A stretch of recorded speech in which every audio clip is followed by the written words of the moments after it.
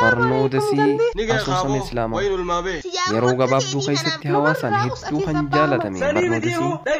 hayyuun isaa bohaarsaa barsiisudha. Kanaaf chaanaala keenya kana sabskiraayib godhuudhaan nu hordofaa.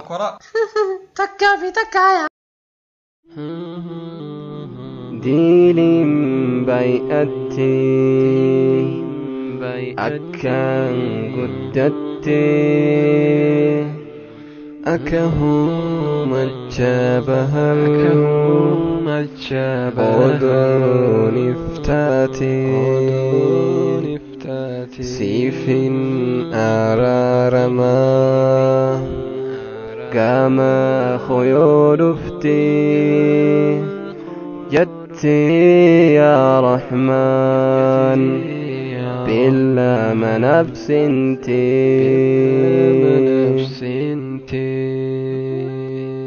tanaafu yaa Rahmaan diiliin toguddattee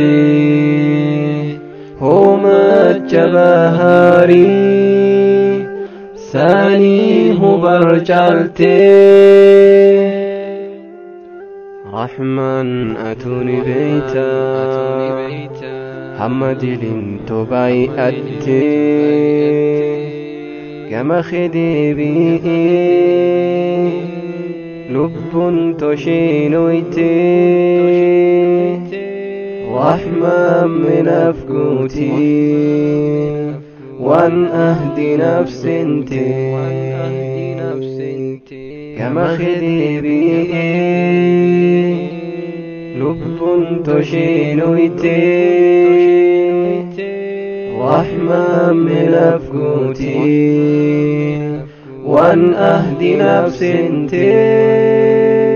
أستغفر الله وأتوب إليك أستغفر الله وأتوب إليك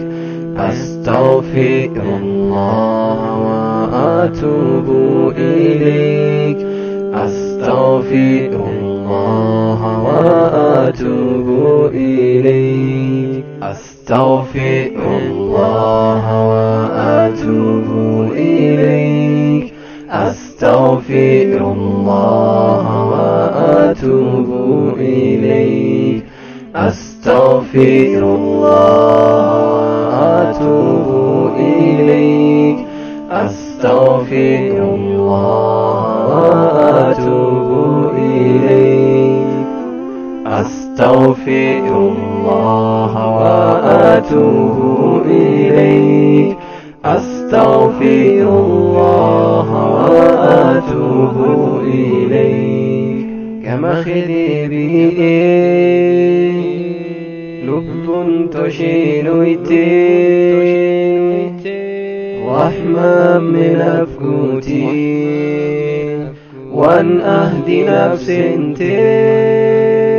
أستغفر الله وأتوب